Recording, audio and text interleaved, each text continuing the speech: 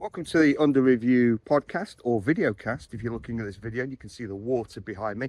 I'm Andy Tattersall. This is a podcast where we look at the problems and issues within academia, not just the ones caused by the recent financial issues, etc., and AI more recently, but actually the endemic problems that academia face. And we look at particular areas. And today we're going to be looking at open access publishing, part of a few open access specials that are coming up. The next one with Caroline Ball, looking at open access monographs. In this episode, we're going to be talking to Dr. Samuel Moore, who is a scholarly communications specialist at the University of Cambridge. He's also an associate lecturer at Cambridge Digital Humanities and college research at King's College, Cambridge. And he recently published a book which explores much of the topic we're going to talk about today, the actual open access market and how it has been exploited by publishers and commercialized at the expense of research and researchers. A book entitled Publishing Beyond the Market. He's a strong believer in a fair and an ethical publishing model that's based on community. So without further ado, we're going to go into the podcast. You can see the water behind me. Duffy is to the side of me. He's on the lead at the moment. He's out sniffing things. But without further ado, we'll get into this next episode.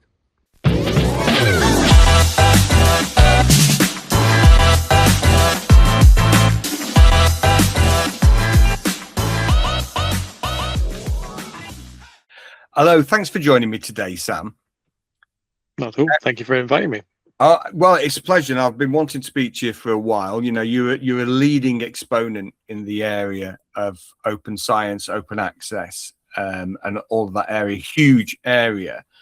I think, start off by asking a question for listeners, people who are watching this. Can you explain the current situation in relation to open access and the various mandates in the UK? Because it's constantly changing. And of course, a lot of people's focus isn't necessarily on open access. It's something that they have to do as part of their work further down the line. So where are we currently in the middle of 2026? Yeah, I mean, that's a really good question. It is very complicated. So the UK took quite a sort of unique route to open access, I think, compared to many countries, where they freed up quite a lot of money to support open access. So in 2013, they had the original RC UK open access policy, which was essentially a gold open access policy where money was freed up to allow people to pay article processing charges. And then sort of hot off the heels of that was the policy that relates to the REF, the Research Excellence Framework, which I'm sure everyone who's an academic is aware of. And that's a green open access policy where they want stuff to be in repositories. And so it's this really odd model where lots of money was freed up and people were able to kind of publish where they want in this kind of gold way or hybrid journals, all these sorts of things.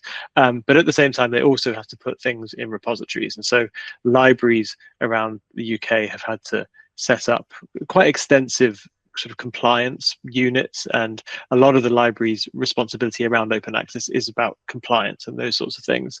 And that's been the case for the last, say, 10 years now. And now over the last maybe 6 months, a year, the main funding body in the UK, UKRI, is sort of starting to roll back a little bit on that. And they're saying, actually, us freeing up all this money that's really just going into publishers' coffers is probably not a great idea. So we're going to stop doing that, and we're going to kind of fund it in a different way, or we're not going to allow you to spend it on hybrid publishing and those sorts of things. So it's a bit of a mess. The average academic, I guess, knows they need to put it in the repository to make it REF eligible. If you publish, your university says get it in the repository, which to me is like, that's kind of a fair enough thing, really. That's like a nice sum total of what a policy should be. But then you just have all this bloat and this additional stuff on top of it, which has made it really difficult. It means that lots of UK-based research is open access, which is great, but then you have all of this extra kind of profit being generated for publishers, and then you have a lot of kind of compliance narratives and just people not really doing open access for any particular ethical reason, I suppose, and that's kind of a problem. And alongside that, the fact that the UK freed up so much money, one of the benefits of that was you could use that money actually on more ethical projects. So at the same time, we have this kind of big compliance now. So we have lots of green open access, we have gold open access, and then we have this really kind of buoyant alternative publishing scene as well, which things like new university presses like White Rose or UCL Press and those sorts of ones, which are funded by the government to an extent, and at least they're supported not entirely by government funding, but mostly, and then they support other kind of alternative publishers and that sort of thing. So it's this really kind of strange, really complicated system, which there's a lot of bad in it. There's some good in it as well, and it's kind of ultimately just quite kind of bloated, I suppose. Yeah. And so I'd imagine a lot of academics have become aware of the terms gold and green. What about diamond open access? Where does that come in, and what are your thoughts on diamond? Yeah, so diamond open access is the sort of, well, some people might call it like the next frontier of more ethical approaches to open access. And there's a kind of a simple definition of it, which is really you're not excluding anyone on the basis of financial qualification. So you're not excluding them to submit, they don't have to pay an article processing charge or to actually read the material. So it's essentially the economics is done elsewhere. It's usually done by in-kind kind of support, people giving up their time to do it, or institutional funding, or just really DIY efforts, really. So, but then there's a more, I guess, maybe a more complicated or more robust definition that brings in things like it should be non-commercial by standard, or it should be a kind of a cooperative ownership, or it should be. So there's all these kind of various qualifications, which I think that the moment you start getting into kind of rigid definitions like that, or really complicated definitions, then people are just going to say like, this is too complicated, I don't care. I mean, open access already has the association of being kind of complicated around green and gold and these various routes, and then adding another one's a bit difficult. And so but I mean, I'm very happy with the idea of diamond open access. I think it's a good idea. I think that funding publications without recourse to kind of journal subscriptions or processing charges is a really good thing. I think that a lot of what's happened over the last, say, 25, 30 years with publishing is a result of commercialization and the fact that publishers have to act as businesses, whereas previously that wasn't really the case. They were more sustained via kind of learned societies or very sort of non-commercial efforts. And then, I mean, there's many different causes at play there, but essentially it was marketized in the 80s and 90s, and then publishers were allowed to make a ton of money from that. And so diamond open access kind of is a sort of response to it, because obviously we say we want it to be non-commercial, but by the same token, commercial publishers like Elsevier and Springer Nature, they do publish diamond journals, and so it's not completely separate from that commercial transaction, I suppose. And that to me means that's why kind of diamond open access is not, it can't be the sum total of what we're aiming for if you want to keep out kind of profit from the market, as I do, I suppose. But a lot of the more ethical journals and publishers, book publishers as well, do sit within that move to diamond open access. But it's not a question of, I mean, we're never going to get to a situation where it's all completely flipped to diamond open access. It's just way too complicated. But it's a good thing, I think, that's worth encouraging. And in terms of like an open access utopia, you know, we've been striving for quite a long time in terms of getting research. And I think that was one of the things that drove me to the open access movement and open educational resources movement. Probably would have been aware of it about 15 or so years ago. It's part of my work. And I think the reason for me was that I went into academia and couldn't understand why this knowledge was locked away from the rest of society and the rest of the world. And it seemed to me quite a strange concept. In terms of like UK research, trying to get to that kind of goal of perhaps, 100% of everything being open, where do you think we are now?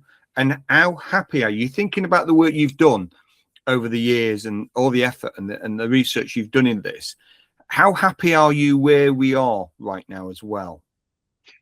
Yeah, I mean, I think that's a key question. So in general, the idea of open access being the sort of the goal, I think is not really it's not the best goal. For instance, I think that open access to literature is a fantastic idea. I think that people left, right, and centre do not have access to it, and it could be if you're not connected to a university, if you're a doctor, a journalist, if you're in an under-resourced university, all these sorts of things, if you're in a global south jurisdiction, open access to knowledge is a fantastic thing, but it's the way it's been done is it's the only thing that policymakers have been interested in.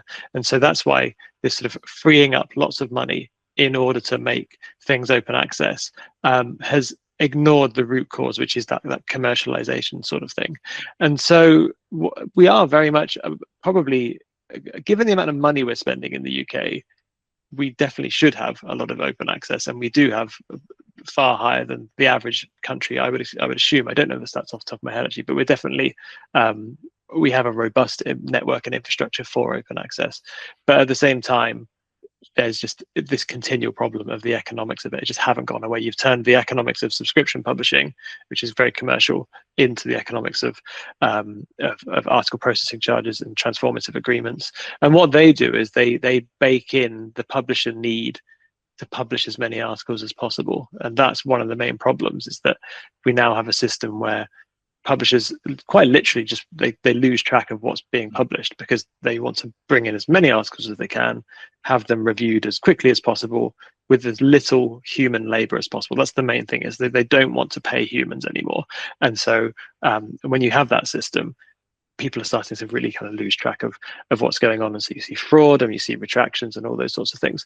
And so if you were to think of open access as a system, from a shift from closed to open, and that's what you wanted originally, you've probably done quite well. We've got lots more open access research, but all of these additional things, like the commercial things, like the fraud, all that's been one of the unintended consequences, certainly. But you could also say that publishers have very much engineered these consequences because they've created the market for it. There's no reason for them to publish lots and lots of articles. That's just not, there's an economic incentive, but they don't have to follow that incentive. And so so I'm pretty skeptical about all of that. But yeah, but at the same token, I mean, open access was initially someone like David Willetts, who was the then higher education minister for education, who really put a lot of this stuff into play.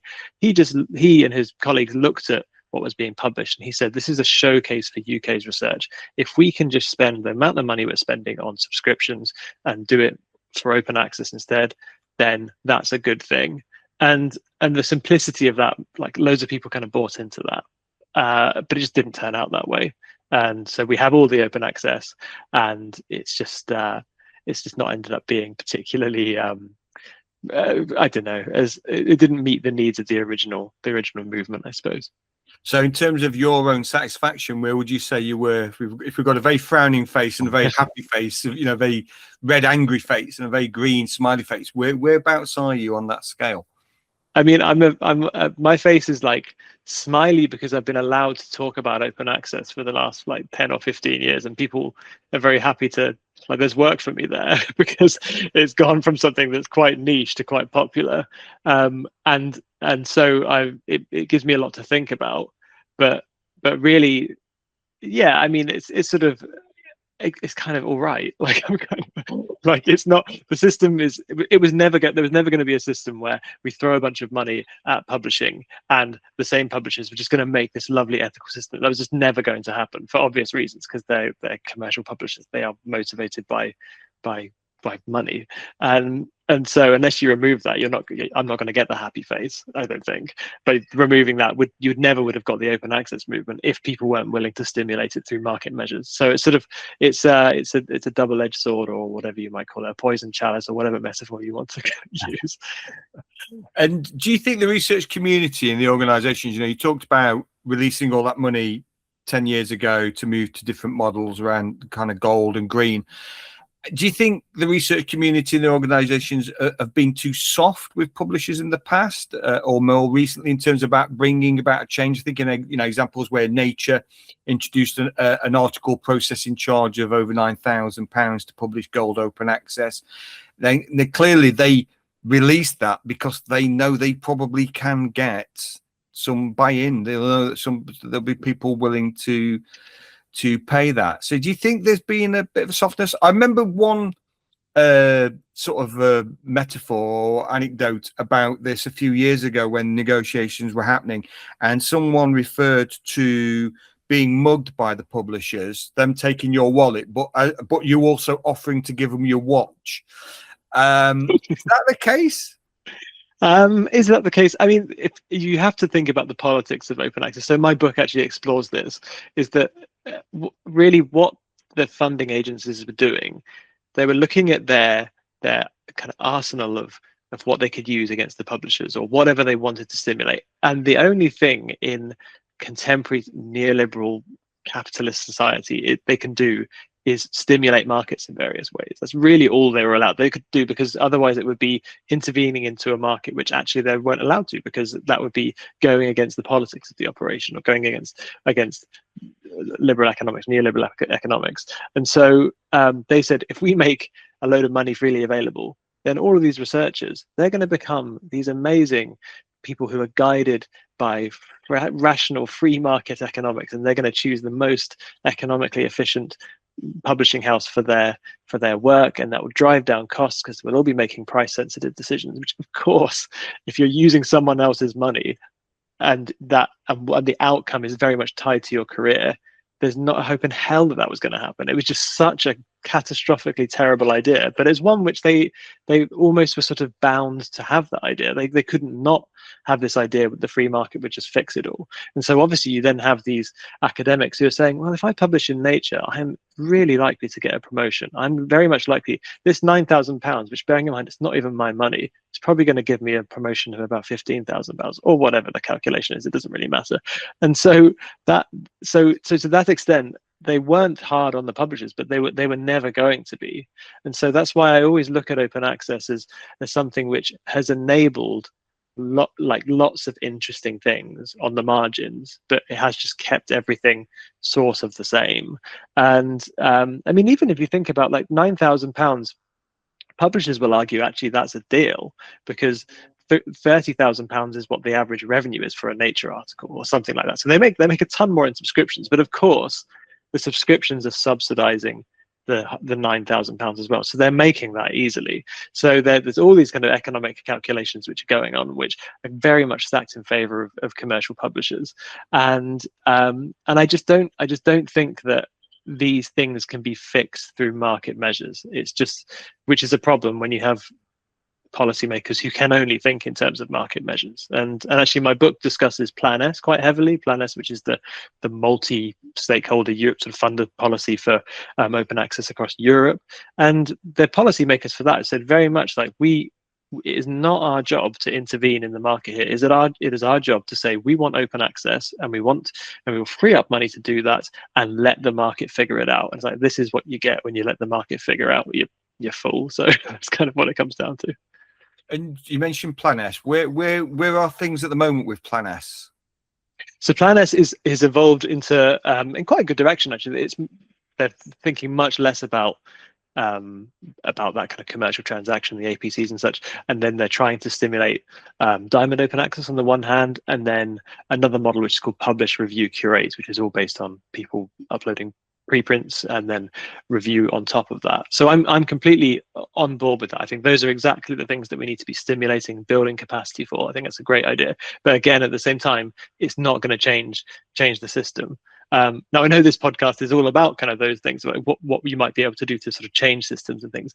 And the problem is, in a publishing context, those things don't really exist. We're so locked into this system that it makes it very difficult to in any way propose something, because the moment you propose like a big fix, you're just sort of moving into the narrative of scale and the fact that big fixes can solve things. I mean, a big fix to me would be like fund higher education. Like that's your fix for publishing. But I'm sure we'll come on to that later on in the podcast. And how problematic do you think the issue of prestige has been? You know, we've heard about this for years, publish or perish, the pressure to publish in those journals, the pressure to publish in a high impact journal for things like the REF and for your promotion as well. You know, you got to get into a 4-star journal when we know an awful lot of research will not get into a 4-star journal. And then people often ask the question, what exactly is a 4-star journal? What defines that? And this is all pressure on researchers, particularly early career researchers, people who are trying to get progression, trying to make their mark. How would you break this cycle You know, you again with this, we can be as left field as we want. You can be as blue sky as you want. You're in charge. How would you try and solve that problem? Yeah, I mean, the problem is real, and it is the thing that drives publishing behavior, is the fact that people want to publish in the sciences, a high impact factor journal. In my fields, in the humanities and social sciences, we are not governed so much by impact factor. It's more prestige, and for instance, getting a book being published by like Duke University Press, or a very, very important press, or there's more of an unwritten list of journals that you should be publishing in certain fields.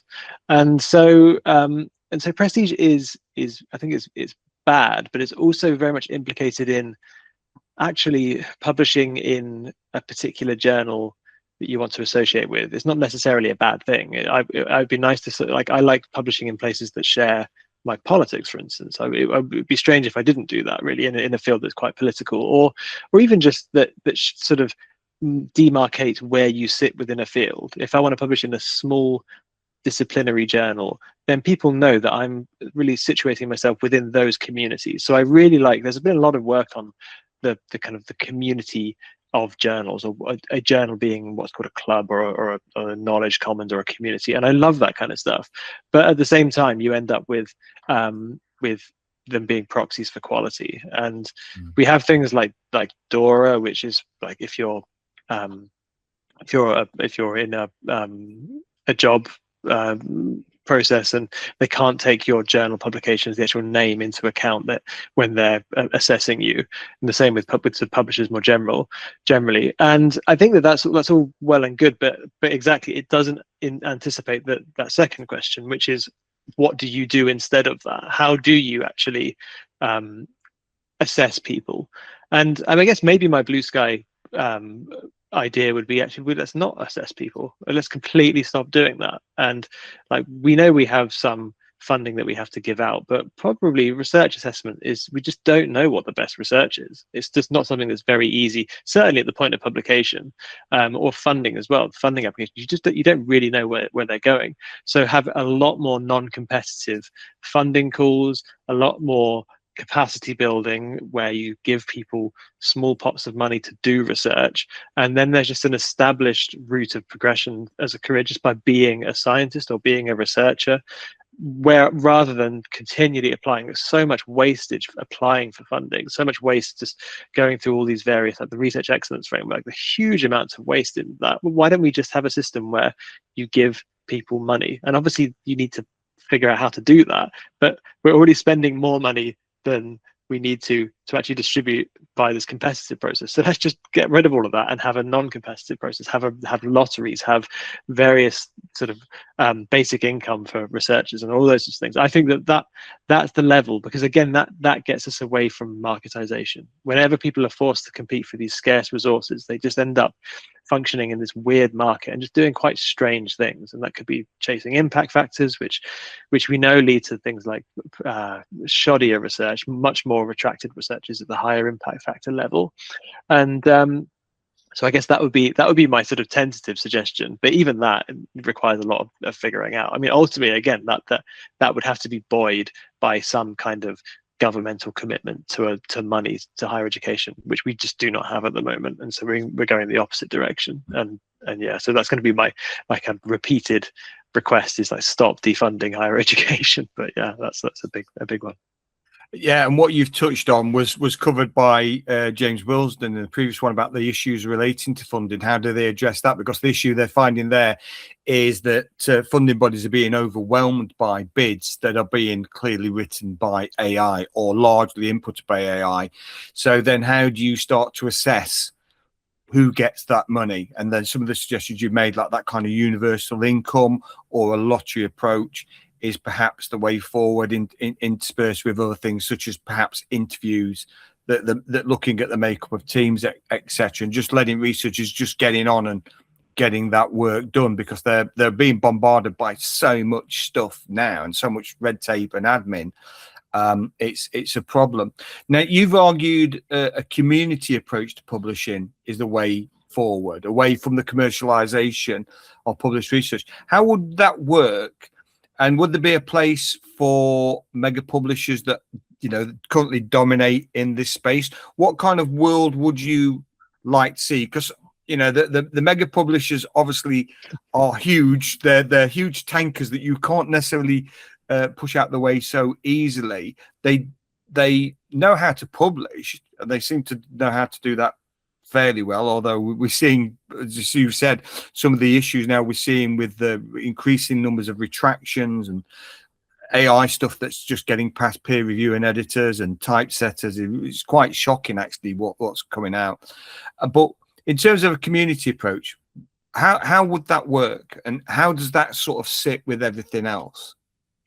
Yeah, that's a good question as well. I mean, to that point about publishers being kind of like knowing how to publish, I think actually that's the main thing which I find a problem with academic publishers, commercial publishers, is that they just don't really know how to do it. They funnel everything through these cookie cutters, and again they automate everything, and they kick out everything to unpaid people, volunteer academics, or they outsource all the labor.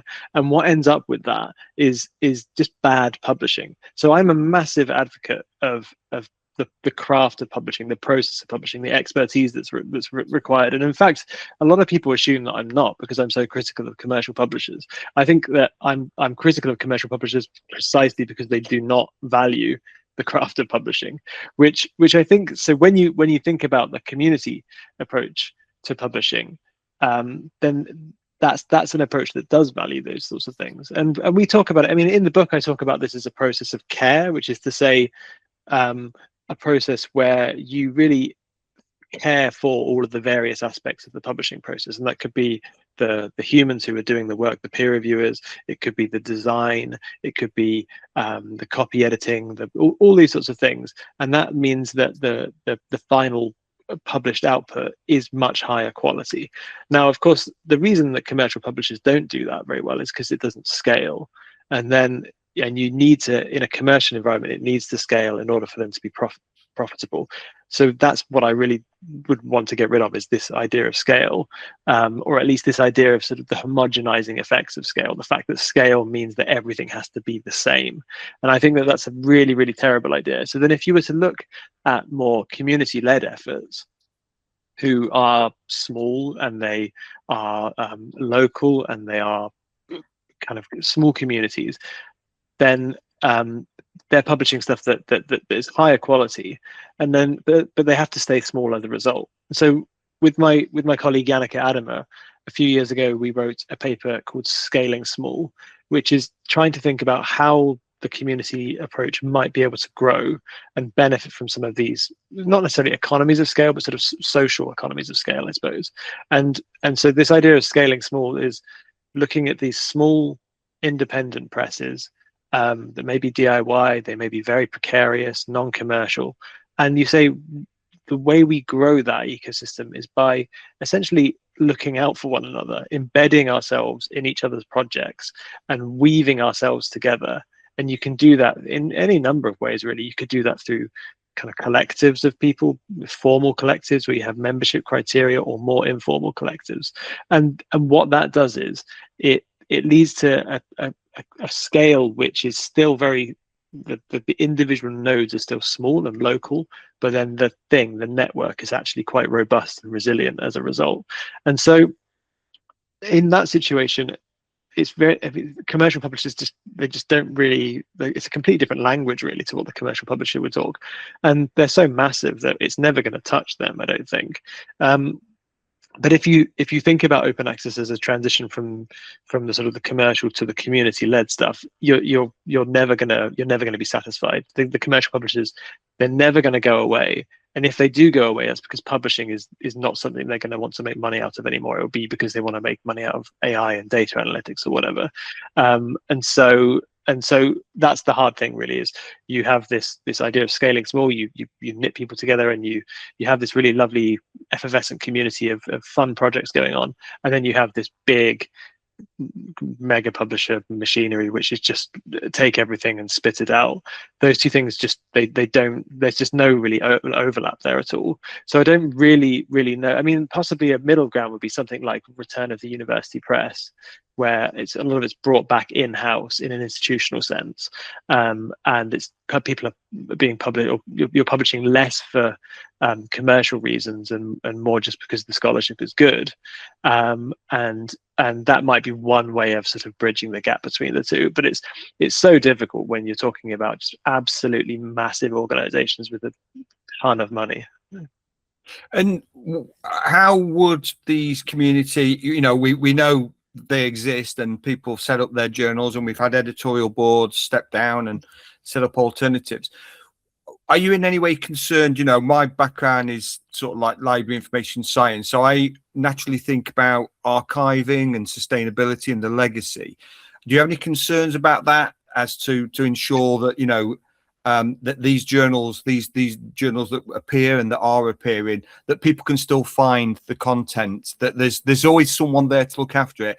Is there I'm thinking out loud here, but is there, as you've talked about with university presses moving to more of that, almost like an argument for like a nationalization of publishing, that funders get more involved, the NHR have their own journal, etc., and having this idea of, like you said earlier, this is taxpayers' money, and we could be doing an awful lot better with it, getting a lot more out of it as a result. So in terms of the sustainability and the legacy, what are your thoughts on that, and perhaps where funders should be getting a bit more involved in supporting all of this?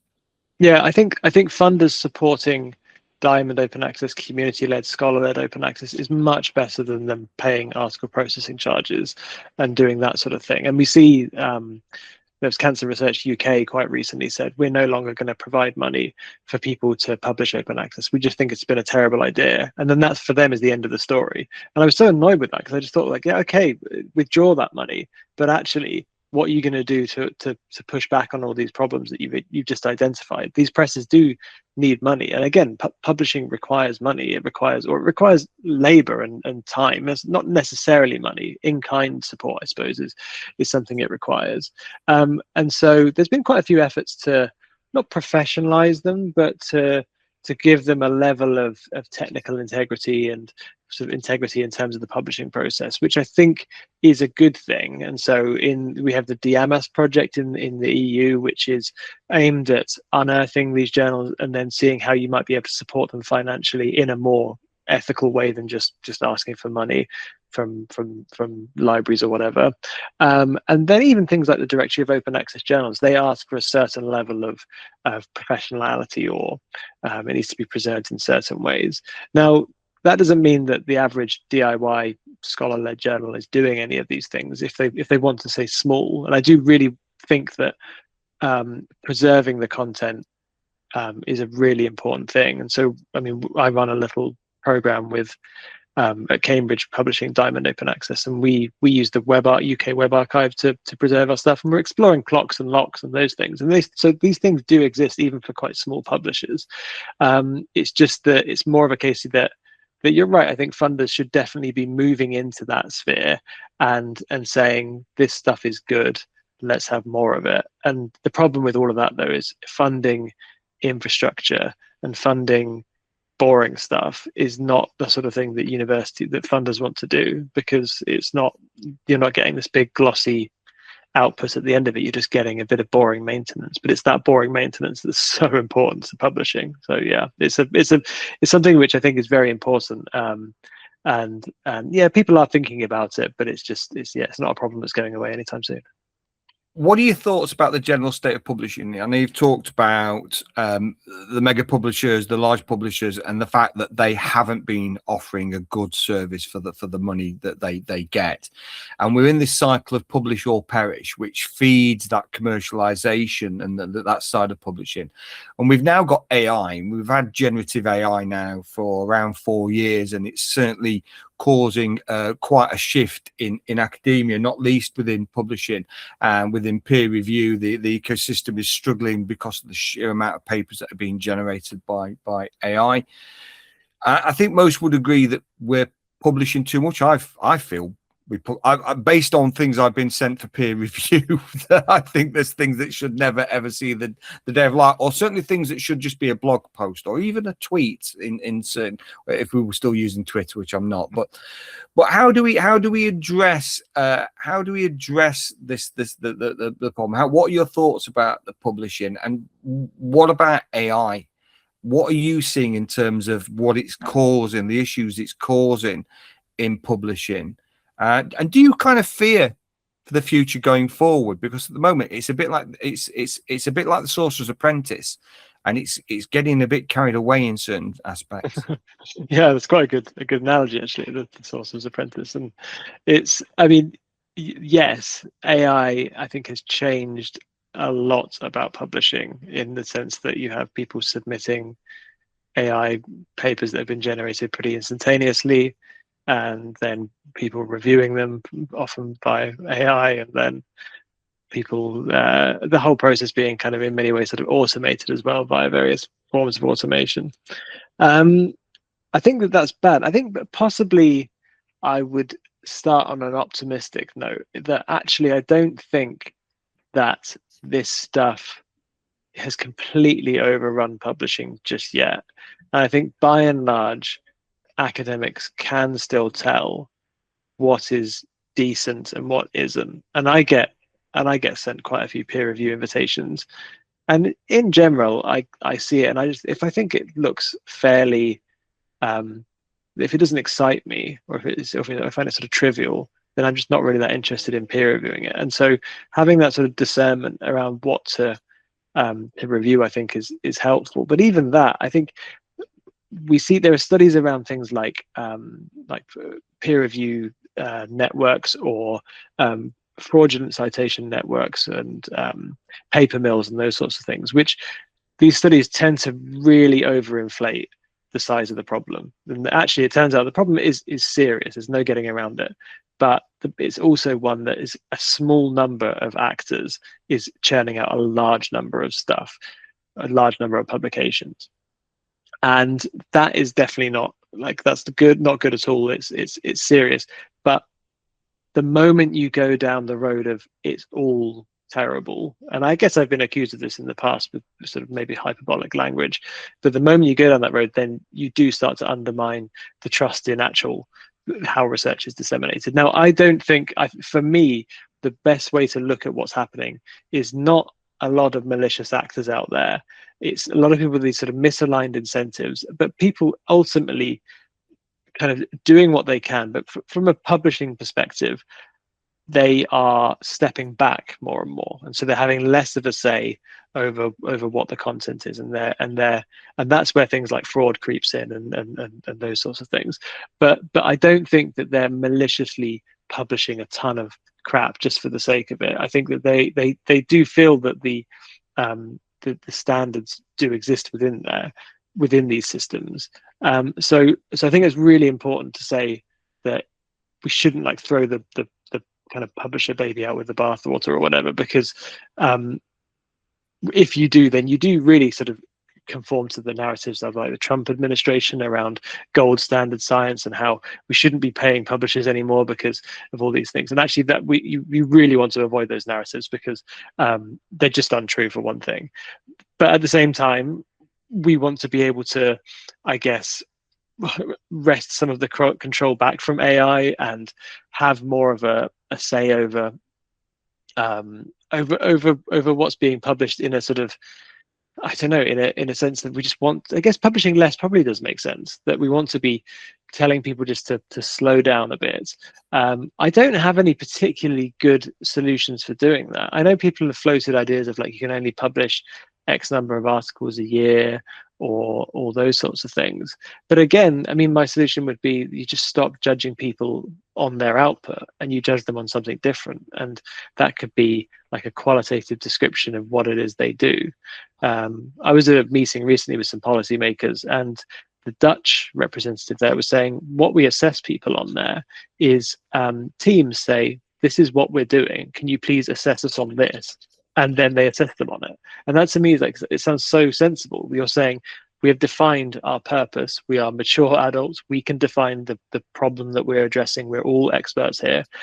Please, could you assess us based on these various things? Now, of course, the worry there would be people, I don't know, saying that they want to be assessed on something that's actually quite easy to do, but actually that's probably far better than what we're having at the moment, where we're just assessing people on which comic they can publish in. And that's what my colleague at Cambridge, Steve Russell, calls journals, just comics, just a comic name in his eyes. And so if you're judging people on the sort of the brand name of the journal and how many of those articles you can throw into the publishing mix, then that's significantly worse, I think.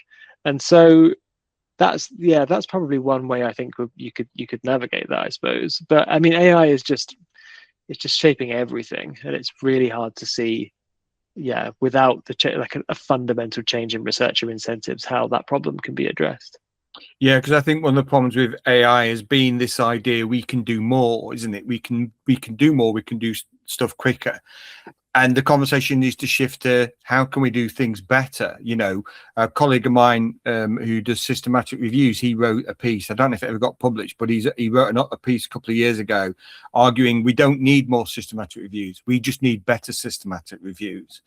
And it's this I think this fits in with that narrative around the publish or perish, generating lots and lots more papers, which obviously then feeds into the issues of peer review and beyond there. And given that academics struggle now to, gone are the days when you go into the library and have an hour sit down reading a few latest journal articles or get the table of contents or have a RSS feed. Now we're producing, we're not stopping to take stock. So there's a lot to think about in terms of the old system, the old guard, the thing that people have been most familiar with. What elements of that do you think are worth preserving? I mean, that's a good question as well. Well, what we've had with over the last 20 years with this open access transition, one thing that's happened with that transition was the so-called birth of the mega journal. So something like PLOS One, which just publishes anything as long as it's sound. I've actually worked at PLOS for a little bit, so I probably conflicted it, but I've never thought that was a particularly good idea. And actually in the old system, which still exists now, is you have editorial boards that are small, or at least they're constrained, or they're focused on a particular discipline. And so what the mega journal does, again, is it homogenizes everything, but it also means that people have no idea what it is they should read, because it's all just this big hodgepodge of just stuff.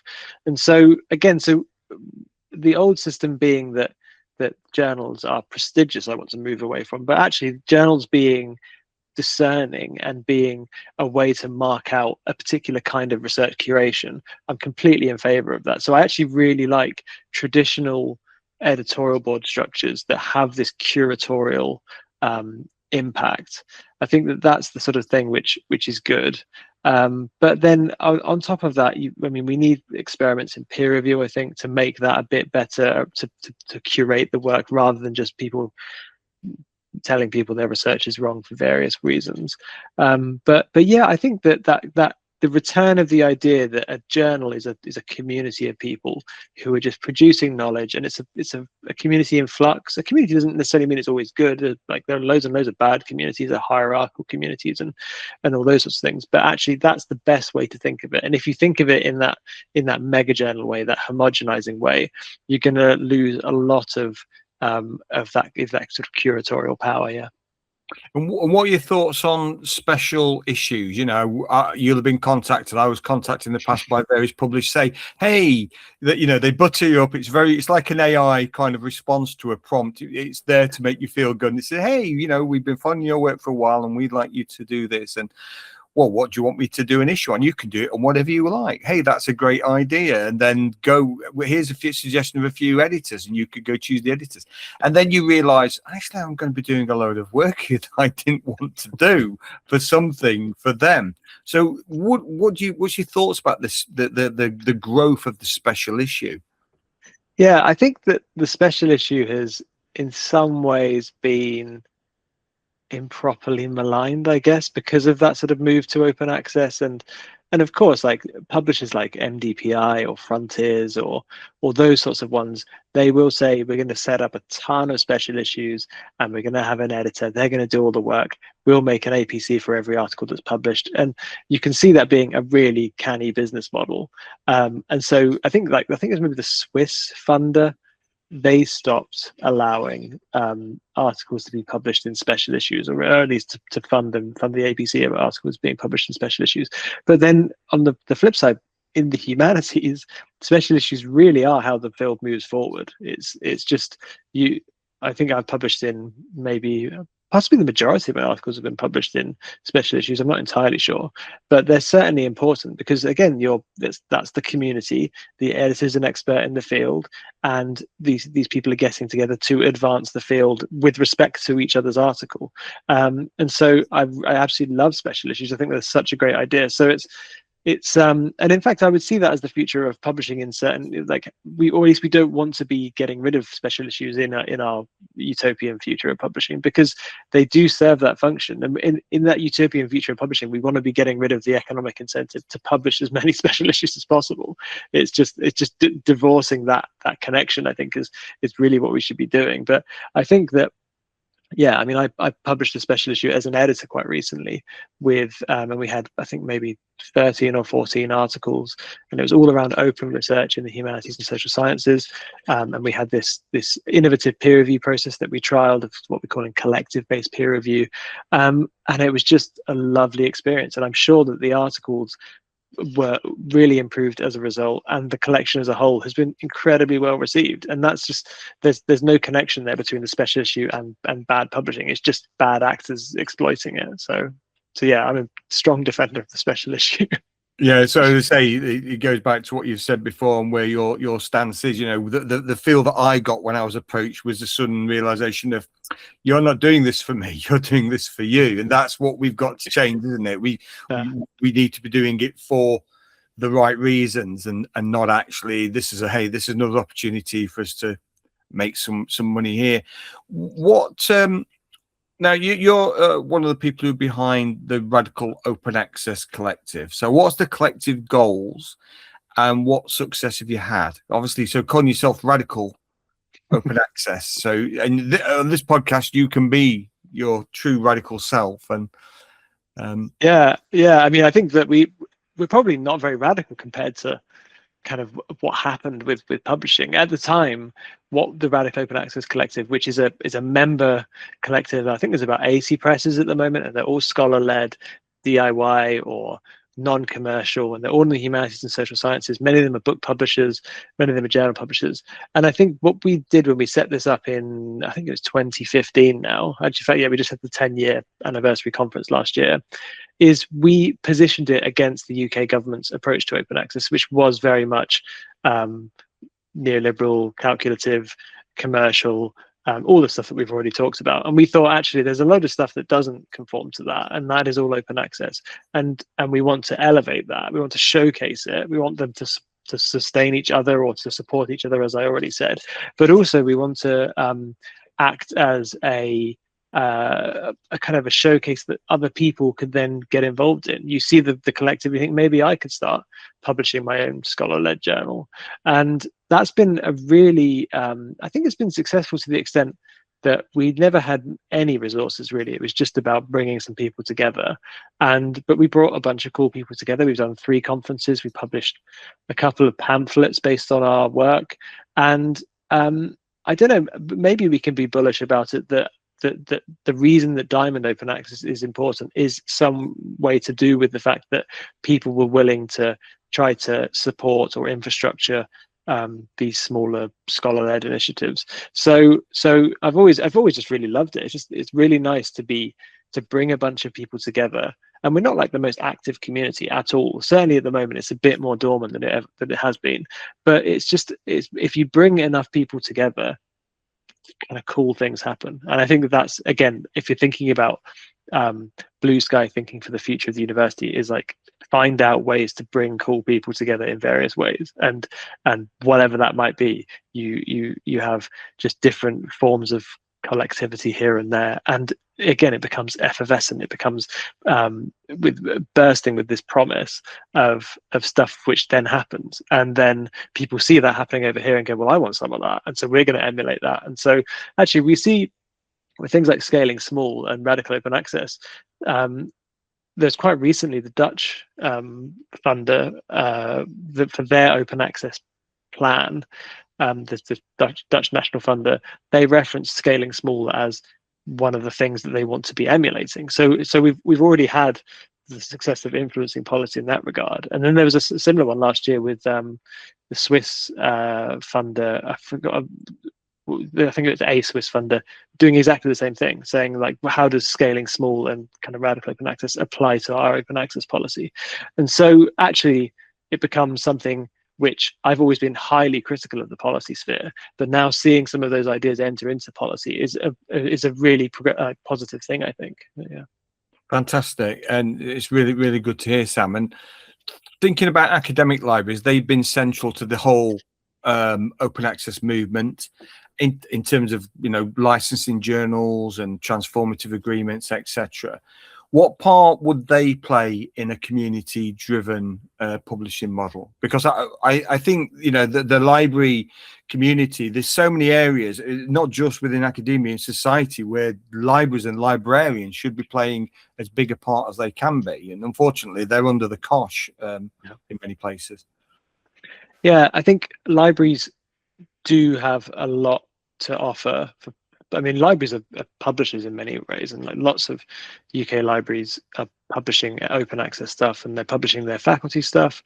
And obviously, we also have the university press alongside that. But the thing I'd want to avoid most of all is this continual seeing the library as a checkbook that these small publishers go around. And again, I completely understand why they would do. They're small and they haven't got a huge amount of money, and they just turn up to the library and go like, we need some money, please, because we're doing this really, really cool stuff. Now, if you stack up like 30, 40, 50 of them a year, not only is it very expensive, it's really difficult to actually work out like how to judge all of these, and it's time consuming as well. So actually seeing libraries less as a checkbook or a facilitator of that, and actually more of an active participant or a collaborator, I suppose. And so, I mean, we see things like the Open Journal Collective trying to do that in a more scalable way, where libraries pay slightly larger sums, and then the journals that they support lots more journals as a result, which I think is good. And I think that they do treat libraries as partners rather than, yeah, like I say, like that sort of checkbook. But more of that really, and more of that bringing publishing in-house, more people coming to us and saying, actually, you have expertise here. Could you help advise me on how to navigate this space? And that's one of the things I find most frustrating about the average academic researcher, is they just do not have any, they're just fundamentally uninterested in the conditions of their own knowledge production. They don't care about the fact that that these publishers are acting in these commercial ways, or the fact that their publishing decisions have knock-on effects in various ways. And so actually seeing the libraries, who we've been saying this for years, there's these huge issues with publishing for various reasons. We're the experts here. We can help you out with this sort of stuff. So having them come to us and seeing us in that way would be helpful, and too few do at the moment. And then yeah, being considered part of the community rather than the facilitator, financial facilitator. So you think there's basically, and this is what I've seen, kind of a widespread cognitive dissonance really that's taking place within, you know, I think most academics I've ever spoken to say, yeah, open access is good, we should be making things open, but I'm just going to go and do something that's not going to help that. So yeah, I mean, so, and then what happened with that is that open access became a thing which was so easy for academics to do because we freed up a bunch of money to do it. And so they're even less interested in critiquing what they're doing because open access was the default way of doing it. And so now if you can push a button that says, okay, charge this APC to my institution, I'm just going to publish it with this high impact factor Elsevier journal, then they're even less incentivized to think about exactly what I've just said, which is a massive problem. Like things like rights retention, where the researcher actually says to the academic publisher, I'm retaining my rights to distribute this article you can reject the article if you want, but if you're accepting it, then I'm going to do that. Those are the sort of ways that actually that's quite a practical way of an academic learning a bit more about the publishing process. And they might learn it the hard way. They might learn that these actors actually are not particularly interested in disseminating research and just making money. But it's those sorts of things which I think is a good way of stimulating that change. Yeah. It's strange, isn't it? Because given the whole publishing process, the whole journal writing is such a huge part of their work, such a huge stress, it seems sad that they're not giving the consideration to everything else around that, really. Yeah, I mean that's my job, that continual kind of banging my head against a brick wall of like people, I mean particularly in humanities and social science fields, supposedly kind of lefty academics, and they do not, they will just continue to just funnel their articles down in the same way. But that's a much bigger conversation, I think. Now, as part of this podcast, you get to be in charge. You can reset academia. What would you do if you're in charge? It doesn't have to be necessarily relating to open access. Is there anything that you would implement, bring in, or change? I mean, I think aside from the fact that obviously we need more funding, if we're talking about UK higher education, I'm not going to just be as kind of obvious as I say, like, give us lots of money, which of course I would like that. But even within the higher education institutions that are, for example, undergoing serious cuts and those sorts of things, one serious change would be actually devolved faculty governance or devolved staff governance, where if you are a member of the university, and that's right up from the top right to the lowest paid members of staff, you have an actual say in how the institution is governed. At the moment, they're governed like businesses. We want to make them governed at least like kind of cooperatives, if not kind of nothing business-like at all. So opening up that sort of governance would, I think, allow the institutions who are in many ways claiming financial stress. And we see like places like Exeter where they're claiming this, but actually they've got huge reserves. Edinburgh again. The reason that we can't push back on that narrative is because actually we do not have the democratic governance anymore of these institutions. And so so assuming that we would have this nicely funded higher education system in this utopia, we would then have the structures that allow people to govern their spaces in various ways. And you can look at any kind of, there's lots of work done on like higher education cooperatives, alternative experiments in higher education, all these things that just give people agency. And then from that, when you give people this democratic agency, giving them also the space to cross-populate, to work interdisciplinary ways, to do all these things which to have conversations with people that you wouldn't usually do, rather than thinking in your silos and your established networks, all this cross-pollination. And so when you start to build capacity for that kind of stuff, then I think you'd end up with loads more innovative thinking, loads more just exciting stuff, and also it would be more fun, and it would be probably more equitable and ethical, because it would be governed by the people who are actually doing the research. There's no reason for these like layers and layers of senior admin who come from business, and they say we want the university to work as a business. It just does not make sense at all, and it feels like we're reaching the logical conclusion of that ideology. And obviously for bad, that's a bad thing. We're reaching that conclusion because it was always the idea that universities would have to close doors when higher education was marketized. That's exactly the intention of the Conservative government when they did that. But actually, maybe something out of this comes that we really just leave behind the idea that higher education is a market good, and it's clearly not. It's a common good. It's something that's a public good. It's something we have to fund, to support. So that would be a very hard and difficult change I would want to see made.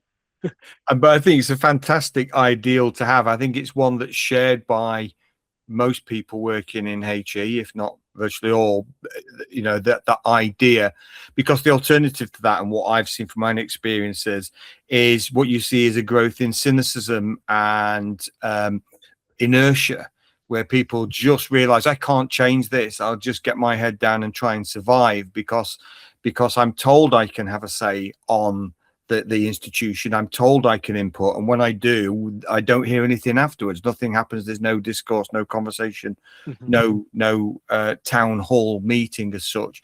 So people do then start to become siloed, as you say. Whereas, you know, HE, like many other professions, but people work in HE, it's vocational, isn't it? They care. They genuinely care. They want things to work. They want, majority of academics and professionals want their peers to thrive. There are some who just want to clamber above everybody else, but the majority want to see us all get there in the same way and achieve great things. So I think people would definitely buy. We want that, and as you say, the alternative doesn't appear to be working very well. And the problem with all of that is that I'm not saying it was working amazingly well in the last sort of 15, 20 years, but at least people had a little bit of space, or a little. It wasn't as brutal, and actually higher education, even by the logic of governments and businesses, I suppose, higher education in the UK was so world leading. Like, we're punching way above our weight, and it's all being thrown away for this kind of very weird dream of marketization and then kind of national kick out the immigrants, that kind of narrative as well. And those two things together have just resulted in the destruction of something which is just really like good. And it could be lots better if it was funded. And it's just so really, really sad, I think. And we're going to look back on this time as a pretty dark one. But hopefully there's good days to come. Hopefully. And is there any kind of other aspects of the system that we've not discussed that you think needs to go into the under review bin? Anything that personally irks you? Anything that you'd want to? It could be anything. It could be just writing a funding bid. I hate it. I want them in the bin. I want another thing instead. The thing that comes to mind is I get really bad static shocks. I don't know why. I've never understood why. And it's particularly bad in universities that all seem to use the same cheap carpet. And so whenever I'm in a university, I will get, I don't know what it is about me. I've never really looked into it. Have you got some kind of particular footwear, or is it, have you carried out? It happens on if I'm barefoot. It happens in my garden when I'm coming in, but it's really bad in universities. And I think that I wish that it would all be wood floors, and I think that would be nice if they could invest in some non-static carpets. I would be very happy with that. I used to have a car. Our previous car used to give me electric shocks when I went near it, and I used to do a thing of walk up to it and tap it with my hand because I got so used to jumping back and letting out some expletive. I do that. Yeah, I do that in every library I'm in, or every university. I will sometimes I'll get a key out and I'll touch the metal with the key first, because then that will discharge it. And it's so that's my cross I have to bear, which is not a very not a very heavy cross, I'll be honest. Well, it can go in the under review bin. Anything else to go into the under review bin? I don't think so. I think there probably would be myriad things, but no, I can't think of anything else. You chuck Elsevier in the bin? I mean, if I could chuck like the whole of capitalism, I'd be up for doing that. Like, I don't know how the thing is, you can't even begin to conceive of a world without it. I mean, that's the Mark Fisher thing, isn't it? You can't even begin to conceive of that. But maybe I'll conceive of it and say, let's get rid of any kind of horrible commercial profiteering, any of that. We just don't need it. There's no need. We can organize the world in far better ways. Fantastic. Thank you. It's been a pleasure talking. I've really looked forward to this. You're such a font of knowledge. I think you're quite a pragmatist. You're clearly very, very progressive. And I think you're someone who thinks very much in the big picture and thinking of others. So I want to thank you. It's been a fascinating discussion. I've learned loads from you, as I do on social media and following you. So thanks for your time, Sam. Thanks, Andy. Yeah, it was very nice to chat.